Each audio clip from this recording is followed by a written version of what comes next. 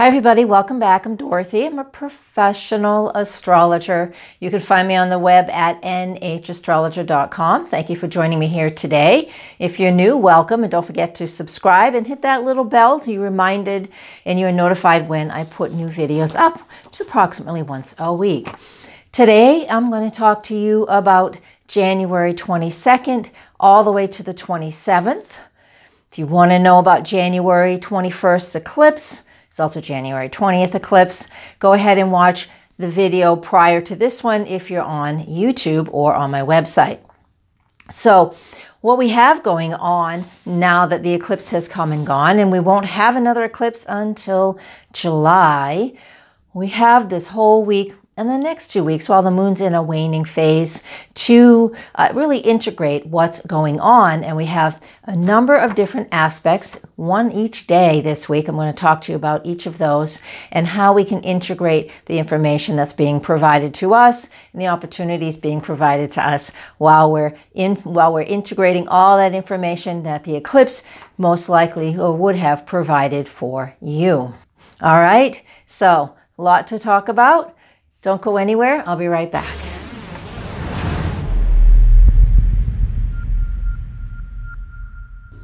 All right, welcome back. So, thanks for joining me, and fill me in. If you're watching this on YouTube, because this is where this goes most of the time, go ahead and comment below. Tell me how you managed those energies of the eclipse that was on January 21st. It was at midnight East Coast time, but if you live further west of the East Coast, it was in the middle of the night on the 20th. So let me know how that felt. That Leo energy was definitely about presenting something to us that had to do with what we're creative about and what we're passionate about.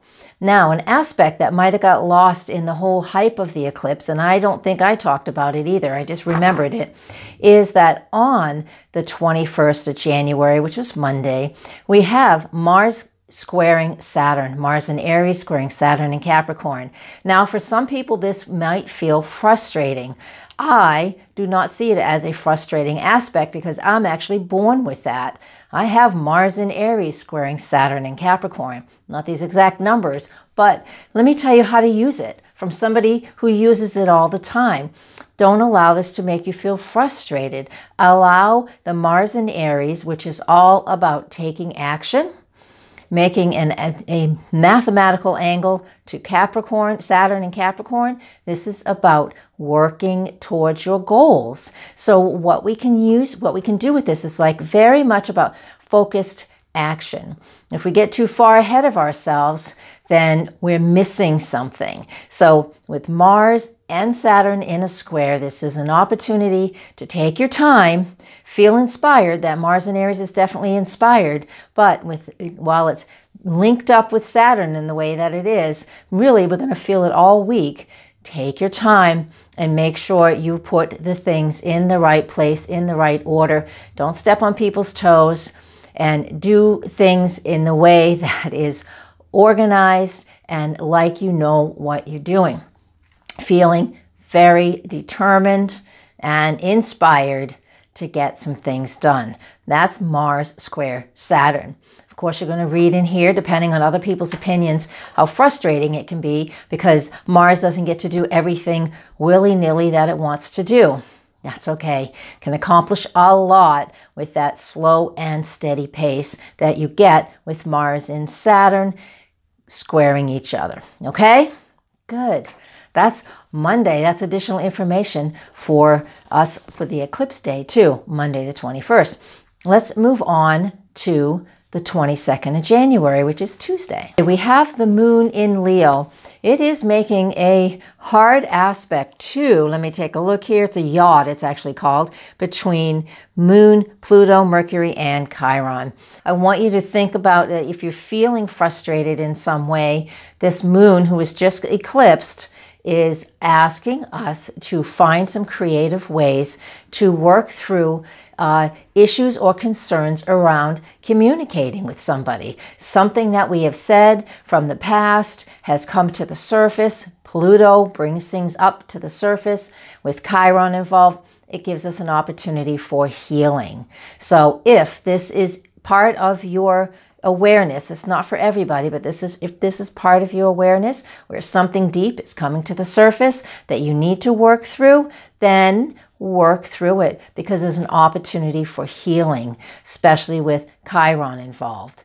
Now, today we also have Venus and Jupiter conjunct in Sagittarius. This is nothing like what I just explained. Venus, Jupiter together are fun. It's exciting. It's happy. It's playful. These two benefic planets will do everything to allow yourself to have a good time. Explore, play, have fun. So if you have that serious stuff going on today, make sure that you say, okay, I see I'm aware that you're there, but do your best to find a way to play, to have fun, to laugh, enjoy life, explore your world wherever it is you are, because we have two very different energies going on Tuesday, January 22nd. And since, again, we're just not even 48 hours from an eclipse, a full moon eclipse, a lot can come up. And we have, with Venus, Jupiter together, this opportunity to just play and laugh and feel a little bit lighter. All right? That's what Tuesday's all about. On Wednesday, the 23rd, we have Mercury in Capricorn. It's at the very end of Capricorn. Mercury in that zodiac sign is logical, practical.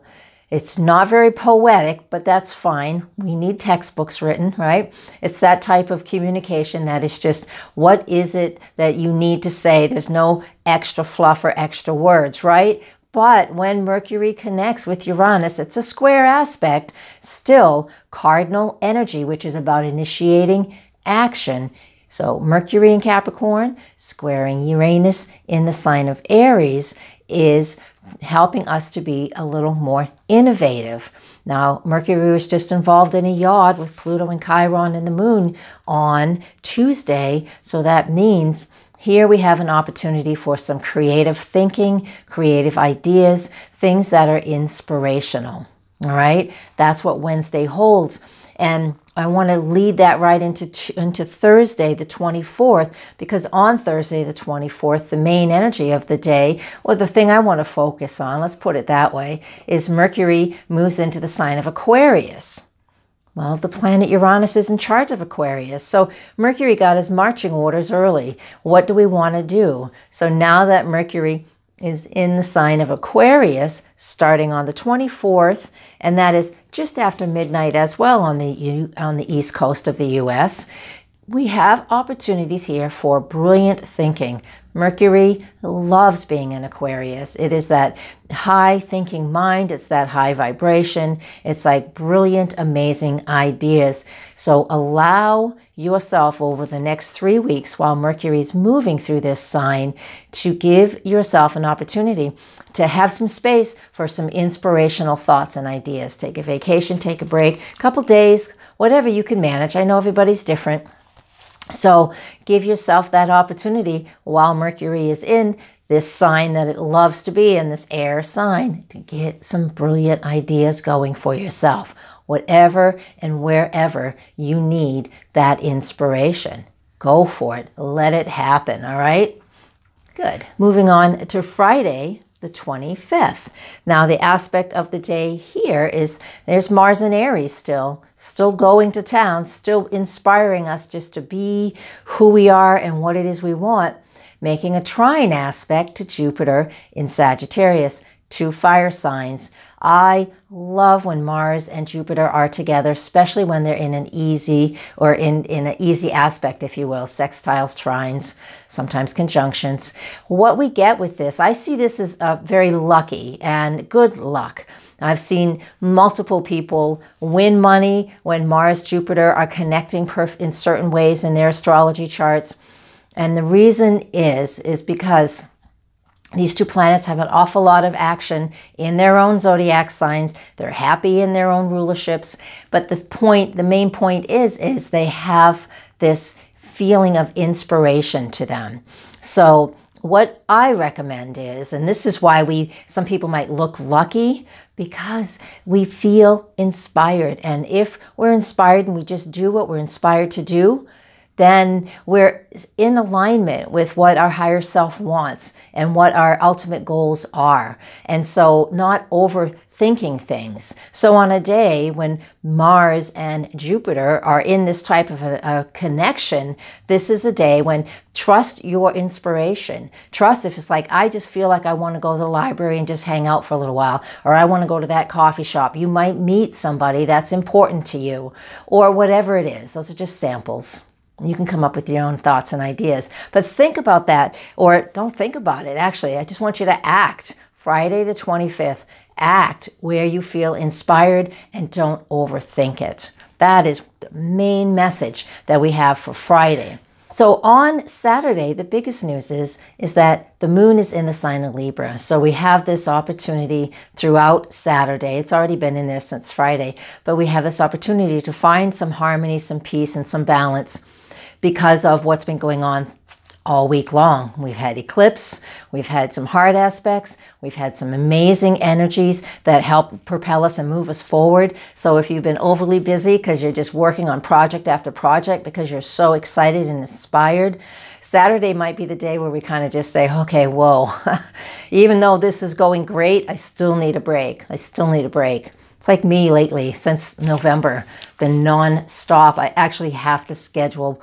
like days off, half a day off, stuff like that. And it's like crazy difficult sometimes, but I love it because, you know, it's just doing what I do. I love what I love, sharing what I share, inspiring others to do that as well.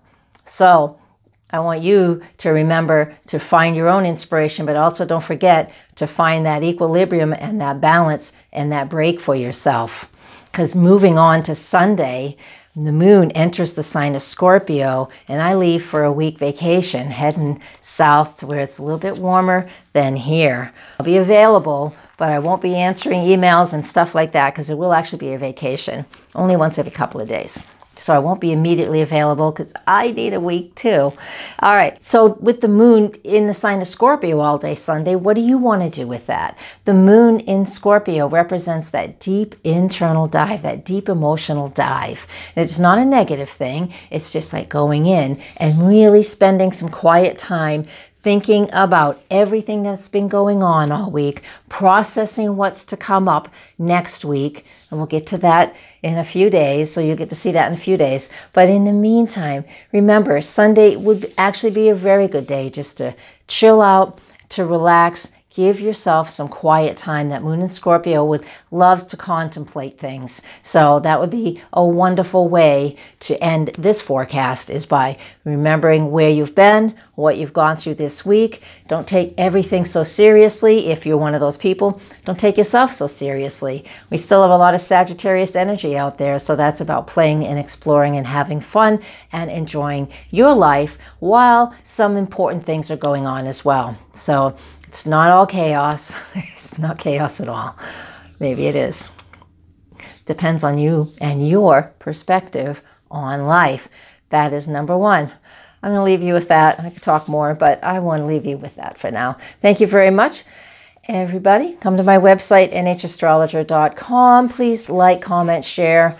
You know the routine. All right. Blessings. Namaste.